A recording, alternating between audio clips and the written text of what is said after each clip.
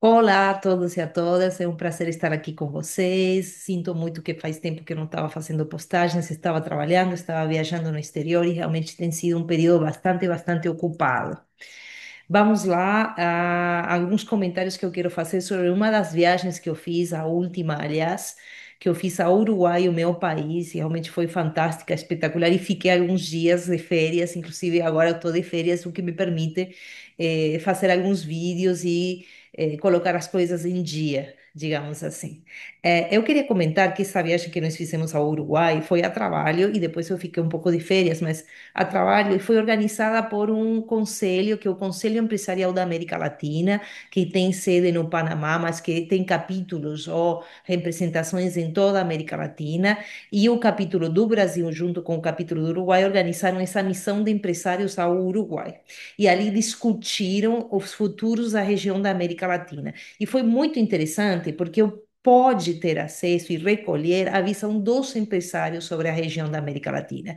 E acreditem em mim quando eu digo que os empresários estão preocupados e eles realmente querem que a região da América Latina progrida, que exista crescimento, desenvolvimento e assim por diante.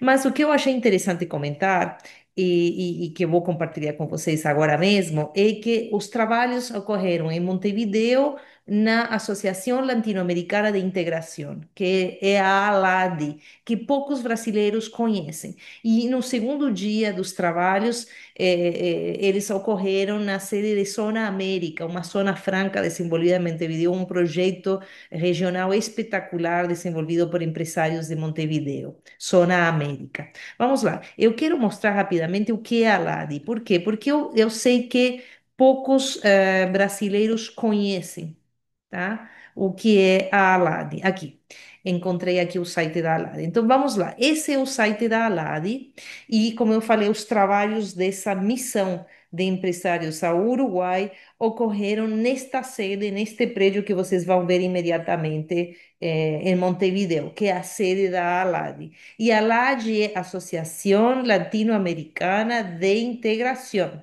Tá? E atrás de mim vocês têm aqui, ó, desse lado, um livro, que é meu livro sobre internacionalização da educação superior, o QR Code, que se vocês quiserem aceder ao livro, vocês têm o link aí para a Amazon.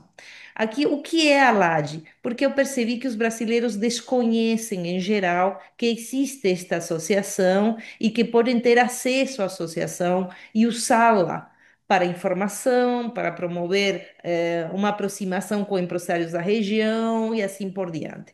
Como eu falei, a Associação Latino-Americana de Integração, a LADI, é um grupo de integração que reúne 13 países. E os acordos de integração regional, eles são registrados na LADI como acordos de alcance parcial, se chama assim, acordos de alcance parcial em espanhol, tá? E a LADI foi criada pelo Tratado de Montevideo de 1980 e tinha uma antecessora que era a LALC, que não se conformou, não deu muito certo, e aí foi substituída, digamos assim, pela LADI com mais estrutura. O objetivo principal é a convergência e a liberalização do comércio entre os países da região, com tarifas comerciais especiais entre os países da região. Mas é interessante porque a LAD ela tem informações muito importantes sobre os países da região da América Latina. Vocês podem ver aqui os membros, vocês podem ver os acordos que tem que estão inscritos na associação. Como eu falei, a sede está em Montevideo. Vocês têm aqui as tarifas, as preferências tarifárias, né?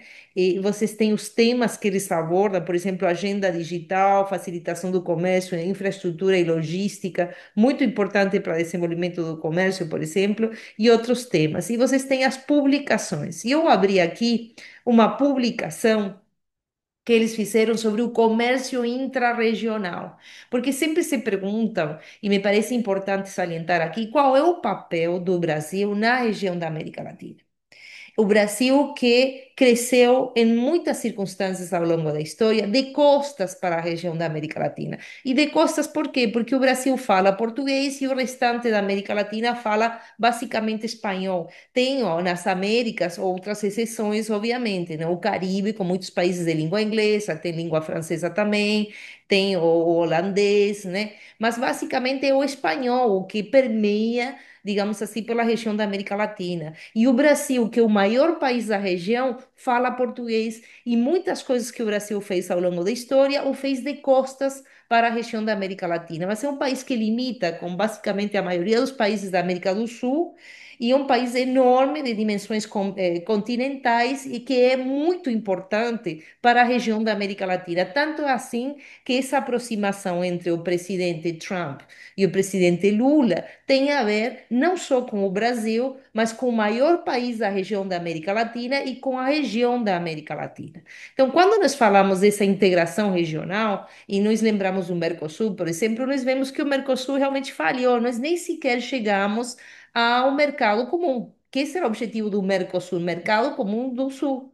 Não se chegou ao mercado comum, se chegou a uma espécie de união aduaneira, né, com uma tarifa comum, mas com exceções, tantas exceções, que se diz que é uma união aduaneira imperfeita. Então, vocês imaginem que nem isso o Mercosul conseguiu, mas em outros aspectos, para defender o Mercosul, por exemplo, em matéria educativa, em aspectos de integração, está avançando, mas o objetivo principal, que é o comercial, o Mercosul não avança e nós temos aí, às vezes, o Uruguai querendo fazer convênio e tratados com outros países e outras regiões, tratados multilaterais, e o Brasil retendo isso, e essa, às vezes, rixa que tem entre Argentina e Brasil atrapalha o andamento do Mercosul. Mas voltando à área, esse relatório de comércio exterior global, que foi do ano 2023, então fazem 2 anos desse relatório, e foi em seguida da pandemia, digamos assim, na retomada das atividades no pós-pandemia. Nós vemos aqui, ó, que interessante, qual é a participação dos países da região no comércio intra-região, ou seja, nas importações e nas exportações para os países da região. Então, vocês têm aqui, ó, importadores intrarregionais. Quem importa produtos da região da América Latina, né? Então vocês veem que o Brasil é o maior importador, seguido da Argentina. E o México, que é o segundo país maior da região da América Latina, não é porque vocês sabem que ele está em outro processo de integração, né? Mas vocês veem, olha que interessante o Chile. E eu queria comentar o caso do Chile. O Chile é um país que tem acordos multilaterais com todas as regiões, com basicamente todo mundo. É o país mais multilateral da região da América Latina.